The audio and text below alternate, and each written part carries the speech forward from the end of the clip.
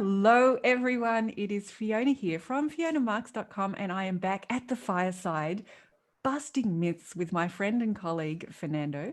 Fernando, can I ask you to introduce yourself to everyone, please? Yes, ma'am. My name is Fernando Raul, and I try to be an astrologer. And Fiona, thank you very much for having me once again in your wonderful channel.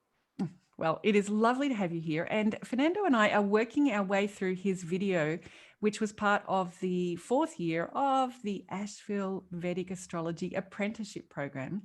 And I really enjoyed this video, which was contrasting how Vedic astrology is similar and different from other traditional astrologies. And there were lots of different topics, and we're just taking our time going through them in a little bit more detail.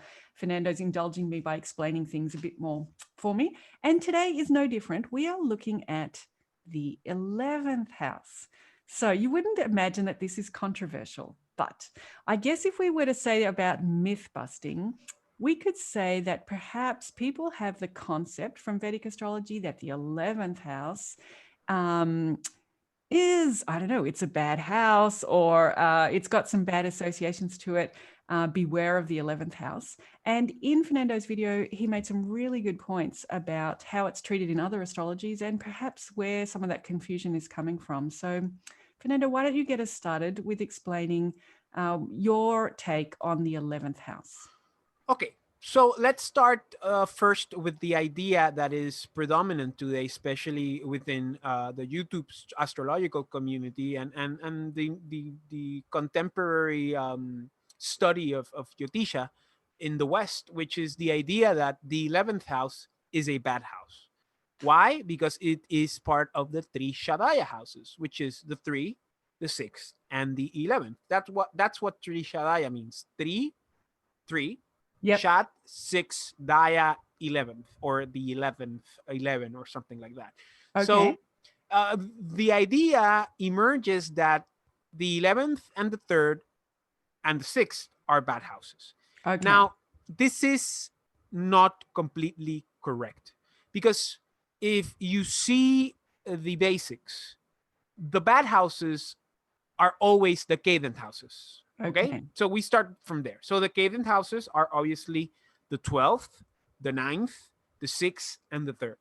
From a very basic, traditional point of view, those are the bad houses, because from the accidental dignity point of view, those are the houses that are falling from the angles. That's why they're called cadent. The strong houses are the angles, the kendra, 1, 4, 7, and 10, because you have them nice and let's say they're right there in the spinal cord of the chart. Yep. Then you have the cadent houses, which we just discussed, which is the 12th, the 6th, the 9th, and the 3rd, which are falling from the angles. And then you have the succeedents, which would be the intermediary between the cadence and the angular houses, and the succeedents would be the panafaras, right? So they are coming to the angles. So they have that intermediate sense, which would be, once again, the 11th, the 8th, the 5th, and the 2nd. That's the basic thing that in traditional astrology is used to determine which are the good houses and which are the bad houses, right? Okay. Now, from the Vedic perspective, the difficult houses are the Dustana houses, which are the houses that have to do with pain, with loss, right? With difficulties, which are the 12th, the 6th, cadent houses, and the 8th. Okay? Yes. Now, the 8th is a funny one because it is a Dustana, but it is also another type of house that we're going to talk about. But you will see once again that the 6th and the 12th are usually the bad houses, not the 11th. Now, what happens? In Vedic astrology, you have this concept of Raya Yogas, which are the unions of greatness. Raj or Raya means king, great, whatever. So it's the union of being a king or a prince or whatever. Not every chart has that, but the charts that have them promise a great fruit. But you have to see how it will develop, because it's not always a great fruit. You have to see different things. And that will happen when you have the union of an angular lord, which are the strong houses, 1, 4, 7, and 10, with one of the Trishadaya houses, which are the Dharma Trikona or the Dharma. I'm sorry, not the Trishadaya. I'm sorry, the Trikona houses. I'm sorry, the Dharma Trikona houses, which would be the first, the fifth, and the ninth. Yes. The first, as you've seen, is both Trikona and an angular. So you have them by joining, conjunction, or opposite or diameter, or you have some sort of parivartana or exchange. So if you have that in your chart, you have a Raya Yoga. But wait a minute, what happens with the other houses? You have two other types of houses, which are impressionable houses and Trishadaya houses. Now, impressionable houses are the second, the 12th, and the 8th. Okay. Now, these house lordships are kind of neutral. If they are with the Raya Yoga, or better said, the Yoga Karkas, the significators for Raya Yoga, then they will increment that yoga, or they will contribute to that yoga. But you also have the Trishadaya houses, which are the yoga breakers. So if you have the Raya Yoga with a combination of a Trishadaya, the 3rd, the 11th, or the 6th, then that Raya Yoga will not proceed. Okay. Now, if you have an impressionable Lord with the Trishadaya having that yoga, then that impressionable Lord will also contribute to the breakage of that yoga. And you also have the notes, which also contribute to Raya Yogas. If they're pure, if they're in angular houses, they will give even more, okay? Or in Trikona houses. Now, this is what has come to be known as functional or, functional benefic or functional malefics, alluding to these ideas of Raya Yogas, where the functional benefics, doesn't matter if it's a natural benefic or a natural malefic, if they rule angular houses or trikonas in combination to the impressionable houses, then they are functional benefics in the idea of creating Raya Yoga. Now, if you have a planet, doesn't matter if it's a natural benefic or a natural malefic, if it rules an angular house and a trikona, but it also rules a Trishadaya, then it becomes a functional malefic. And if it only rules Trishadayas, it also becomes a functional malefic. And if it rules a Trishadaya and an impressionable house, then it also is a functional malefic.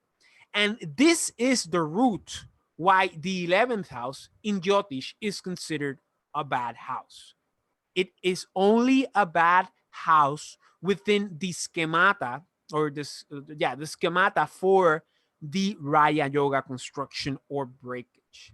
So as you can see, the maleficence of the 11th is not implicit from the natural, traditional precepts of the houses. It comes from the interpretation within Jyotish of the yoga, Raya Yoga construction or breakage.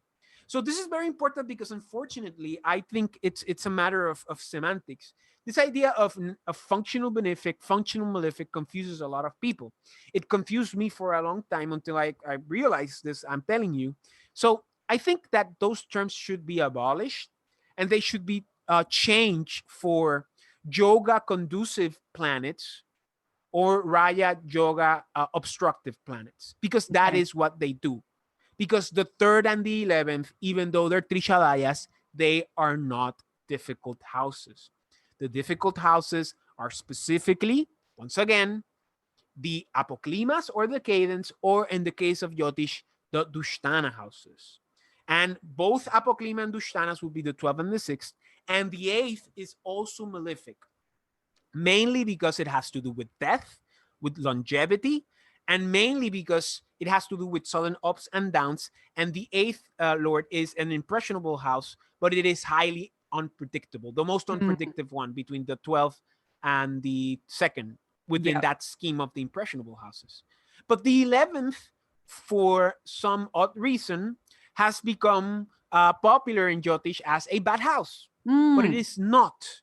And if it's bad, it's within this idea of breaking Raya Yogas. And remember, Raya Yogas is when conscious action, the idea of the angular houses, mixes with dharmic fortune, right? Dharmic function with conscious actions, which will lead you to a path of righteousness or a path of doing the right thing according to God's plan, right?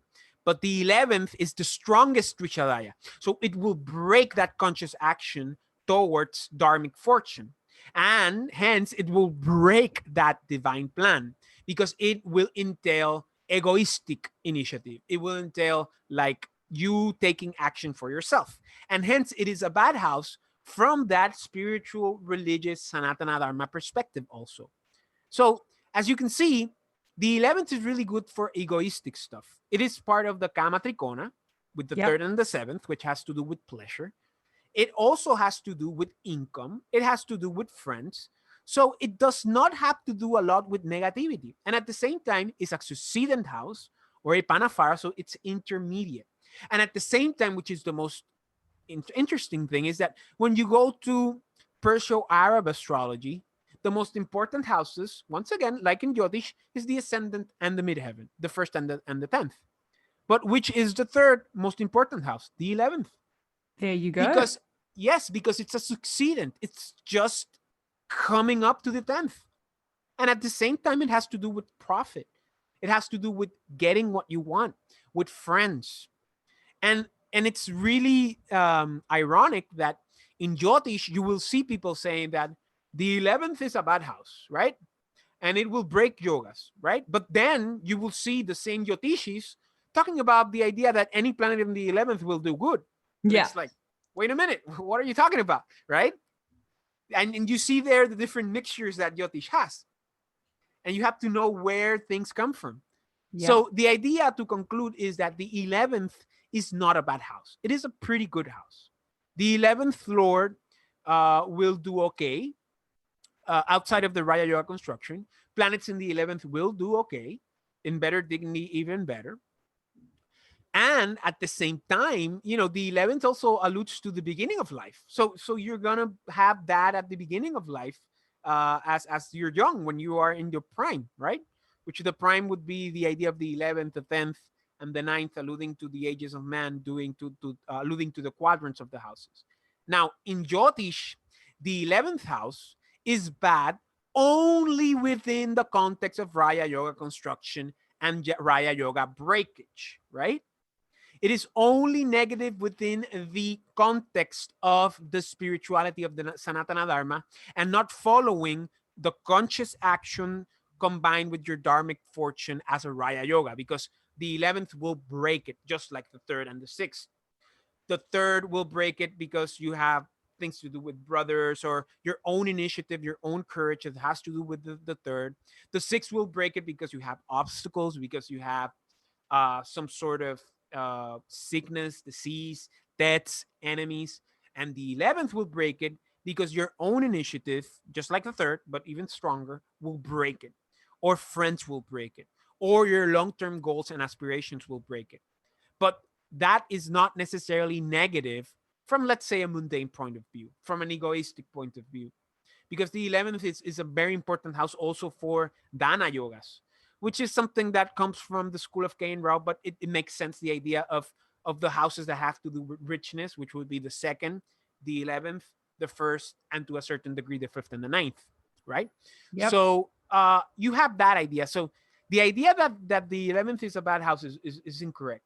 It is and the idea of functional malefics and benefics is also erroneous, in my opinion. The thing is that, first of all, the 11th is difficult or it's obstructive within the Raya Yoga construction. At the same time, we should change the terms of functional benefic and functional malefic to yoga conducing planets and yoga obstructing planets, so that this confusion can be avoided in the future. It sounds like a good suggestion, Fernando. Yes. So there's a few really key things that you're separating there. One is the difference between the 11th house and the ruler of the 11th house. So Yes. as an 11th house in anybody's chart, regardless of what's going on in the chart, I think we can agree that there's a general consensus that the 11th house across astrologies, things are getting better over time. It's a house that gets better. Yes. And not only that, I forgot something very important, that in traditional astrology, different planets have different places of joy. And at the same time, in Hellenistic astrology, each house has a name. For Yes. example, the ascendant is the Or. The second house are the doors of hell or Hades. The third is the house of the goddess. The fourth is the house of the underground. The fifth is the house of children or the house of fun. The sixth is the house of accidents. The seventh of partners. The eighth of death. The ninth of spirituality or long journeys. The 10th is the powerhouse. And the 12th, I'm gonna skip the 11th. The 12 is called the Kakos Daimon, which would be the evil spirit. And the 11th is called the Agathos Daimon, which would be the spirit of joy, the Yeah. spirit of good fortune, the guardian angel. And what planet rejoices in the 11th? Jupiter. Yeah. So you have this idea that the 11th is intrinsically a positive house, and it's also a succeedant. So it's not an angular. It's not the best. It's not. I'm sorry. It's not an angular. It's not the best, but it's not an Apoklima. It's not a Cadent either. So it's not the worst, and it's intermediate. But the idea of the Agathos diamond and the idea of the Jupiter being there, it obviously entails positivity, and that's why the Perso-Arabs used it, and that's why in Jyotish you see these cases when people say, "Well, any planet in the 11th will do good," but then you have this confusion with the things that I just alluded to. Exactly. Exactly. So I think we can see the harmony in all the astrologies around actually the growing improvement in the 11th house, the gains that are there. But the 11th Lord itself can, in specific circumstances, in specific charts, contribute to difficulty with what would otherwise be a very graceful yoga. And have I would say I would say yes, that's a correct idea, but I would say more that it will sabotage good luck. Yeah. That I think that's the best way. Like, it will sabotage good luck because you will not enjoy things that you could have enjoyed, but that you were never going to know what they were. You see what I mean? It's like destiny interrupted.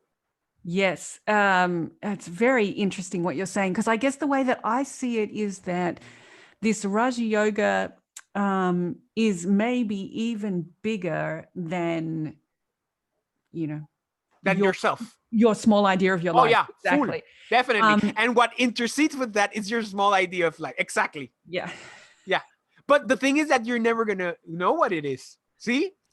So that's what I'm picking up from what you're saying, that the person who's experiencing that has some sense of the greatness that is potential for them beyond even their small life, but they're also aware that it just won't come to fruition or it just won't flow or whatever. So, and that's what you're getting at, that I they feel see that it lack. differently. I see it Okay. differently. I see the idea that they don't know. They don't know. Because Raya Yogas happen. Yeah. Right? Like for example, I mean, just a hypothetical idea. I'm gonna open a bakery. I don't know what's gonna happen. I open a bakery, my Raya Yoga hits, boom. Yep. You hit it big. Yeah. You become a millionaire, you become famous, you make the best pastries in the whole world. That's your powerful Raya Yoga. Now, if the Raya Yoga was there and you have the Trishadaya lords there, you're gonna open a bakery. And you sell stuff, and it's kind of difficult, but you do it, and you still doing it, and I mean you make money. It's a good business. It's not the best in the world, but I mean, you see the idea? Like it because it's God's gift. Raya Yogas are God's gifts. It's like, for example, I make a movie. I have a Raya Yoga. I don't know. I put $100,000, a very small production. Yeah. And and it's a hit. Like, I don't know, like Blair Witch Project with something like that. It's a huge hit. And, oh my God, it's like, God, thank you, because the Raya Yoga is there. But if you have like that obstruction, you might make the movie, and it goes out, and well, something happened, and maybe it makes a little money, but it's not going to be a huge success. That's because probably, and it doesn't have to be necessarily this, but it probably is the Raya Yoga was like obstructed, and the time period came and it was obstructed. So you kind of had something good. You made a movie, you open a bakery, Money came in, fame came in, people came in, but it wasn't like a huge hit. And that's how you grade yoga. So the idea that he can see the greatness, that will depend on the projection of the person, obviously, and his goals and aspirations. But the Raya Yoga, it just happens, like overnight success, overnight fame, overnight power, obviously within conscious action, right? And the dharmic luck of the Trikonas. And the idea, I know what you mean, but I think I see it more like you never know you will never know if it's something that was meant to be and was obstructed, because you don't know, because it's not going to happen. And there's other ways of grading yogas. I mean, Many, the many. notes, Yeah. yeah, conjunctions, dignity. There's a lot of things going on. Yeah, there are. And that the yoga score, the yoga judgment score. So let's just, because the follow-up question I wanted to ask you, but the way that you're explaining it, I think I know what you're going to say. Have you seen it work that although the Raja Yoga is disrupted, the 11th Lord, it still creates profit and gain? So that from the 11th house perspective, from the getting better over time, i.e. the karma path, the 11th Lord performs well and the person does become rich or feels very supported by their gains, but actually their life was taken away from a dharmic path. However, that may not be important to the person, that's here or there. Exactly. So what I'm asking you is, do you think conceptually, or have you seen the 11th Lord, yes, break a Raja Yoga, but do very well as an 11th Lord creating gains? Well, in the case of Raya Yogas, let me just say that finding Raya Yogas is really sporadic. You will not see Raya Yogas coming up every day. And if you do, these are great people, and they will have success in life. Now, if the Raya Yoga happens and the 11th Lord is there, because it's the strongest Trishadaya, that Raya Yoga will not produce the fruit. The fruit will be there, but it's not going to be a juicy fruit. It's going to be a small fruit, sour. So things are going to come up. Like you open a bakery, you make money, people, yeah, cool, but it's not going to be great. You make a movie, yeah, cool, people are going to see it, but it's not going to win awards and anything. So the fruit is always there. Remember, there's no such thing as total cancellation. Yeah. There's no such thing. Things lower themselves. So the fruit is going to be there. It's not going to be the best. But if the Trishadaya Lord is there, then that is what's going to lower the thing, right? Now, that in the future things are going to develop differently, well, that depends on the other planets. And you have to see the whole chart. Now, let me say something. If you have the 11th in the 11th and the 5th in the 5th, that's a combination for great success. Yep. It's not a Raya Yoga. Or maybe it is.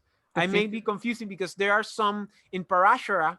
You have this idea that there are some Raya Yogas that are not constructed through this idea of the Trikonas and the angular houses. But if you have the 11th and the 11th and the 5th and the 5th, it is always an indication of someone who will not have difficulties in terms of financial stuff or material stuff. So, there's another way where the 11th is not necessarily a bad planet. But if the Raya Yoga is there and there's a combination of any of the Trishadayas by conjunction, by reception, or by mutual aspect, forget about having a great fruit. You're not going to get it. And that's where astrologers fall. And these are only visual techniques. Then you look to the math and you will see that it's not going to work out because of that, in part, and maybe other stuff and other calculations that we haven't gone through. But really good Raya Yogas. First of all, you got to find the yoga karkas for the respective ascendants, because that is the biggest Raya Yoga you can get. For example, Venus Lagnas and Saturn Lagnas, the yoga karkas will always be Saturn and Venus. Saturn for Venus Lagnas and Venus for Saturn Lagnas. And for the luminaries, it's going to be Mars. But for the other 6 ascendants, it's going to be a combination. So what you want is that you want those yoga karkas alone, in good dignity, without any aspect of the Trishadayas, in the 10th or in the 9th. You can have a Maharaya Yoga which would be an exchange of the fifth and the first with excellent dignity. That does not happen with all ascendants, but those are the big ones, and those you will never see. It's like getting the lottery. No, it is. I actually I can remember of some consultations where I had clients that kind of have really Yep. big Raj Yogas, kind of because they didn't have them purely, and I would get really excited Yep. because it's there, and then you have to wait for the time period, right? But there's another stuff that we haven't talked about: the time periods. Yeah, exactly. Raya yogas that happen when you're a baby Yep. will not get you will not experience them because you're a baby. Maybe your parents will experience them. And Raya yogas that happen when you're an old man or old woman, you're not going to enjoy them because you are not going to be in the prime of your life. So maybe other people enjoy it, or maybe work that you did when you were younger gets you more reputation, or gets you like fame or money or whatever things that you did in the past. But the thing is that Raya yogas, in order to also be productive, have to fall within the prime of life of the individual. Which Yeah, you it's see, there's a really, lot of factors going on. I know exactly. And I think that, that reflects everybody's life. That's what life is like. But I think it's the astrologers. We're sitting there going, oh, nearly. Oh, Yeah, exactly. And at the same time, you also have to see the transits. You have to see the because if you're going through Sadesati yeah. and you're having a Raya Yoga, I mean, maybe this is I see it like this: the case of people who win awards or Yeah. get millionaire, but they're depressed and they're having like drug problems. You never know. And you know all the people who have success in life where they don't appreciate it because they're having really difficult transits.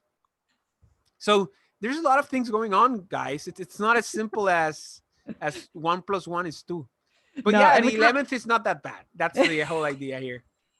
we can't blame it all on the 11th house. There are many other things that we can blame it on. But I'm just making a joke there. So I think what we have done is clarified the difference between the 11th house and the planet ruling the 11th house.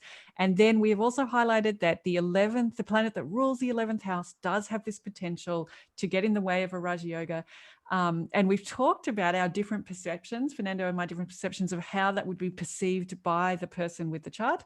And then we've also covered the fact that these things do not crop up every day. And there are many other layers that need to be looked at to see whether that yoga is going to come to fruition, including timing, transits, yoga judgment score, and other things. Fernando, one last thing to add. Okay, at the same time, you will have people who are incredibly successful that probably have Raya Yogas, but they never know that they have Raya Yogas because they never went to an astrologer. That's right. Yeah. And there's a lot of people who have miserable lives, which will be the opposite of Raya Yogas, where they have aristas, bala aristas or aristas, or people who just die when they're really young. Those are bala aristas, right? Arista is unfortunate, right? More or less, and bala is like a baby. Yeah. So yeah, because remember, not everybody has an astrological consultation. So yeah, a lot of things that go on that nobody ever knows. No, like the tree that falls in the forest that nobody hears. That's right. But it's also, you would imagine a chart with a really lovely Raja Yoga, probably the person never comes to an astrologer because the grace is just definitely through. Oh, and exalted planets and all that. We'll never see those, Fernando. But I've seen, let me tell you, but I know this is getting a bit long, but let me just finish with this anecdote. I used to put up a table before COVID, and I would take clients. And one day this girl came, a very, very attractive woman, and she sat down and we talked and everything. And then she was staying here in Puerto Rico, and then she went to her house lord, who was Puerto Rican, and she said, go there, just have an experience. And he sat down. He said, I've never been here, and I'm just seeing what happens. And she told me to come here. I see his chart. I see 4 exalted planets. I mean, it's the best chart I've ever seen in my life. The guy, self-made millionaire. Yep. The guy had problems with first wife, but self-made millionaire, businessman, independent, traveled, very quiet, very low key. Yep. And you see that happening. And when you see that, it's like God telling you and showing you, like, look at this.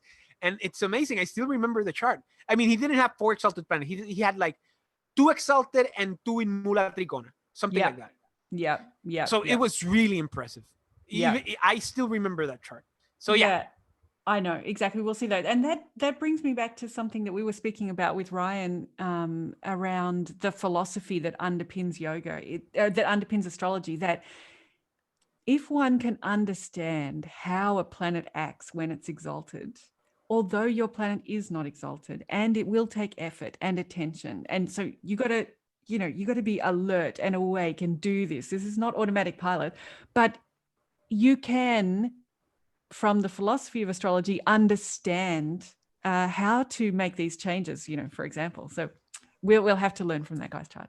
True. Fernando, as always, it is lovely to speak with you. I'm already looking forward to the next time that we get together and talk more about astrology, both traditional, Vedic, and where they mix. Thank you very much, Fiona. Bye.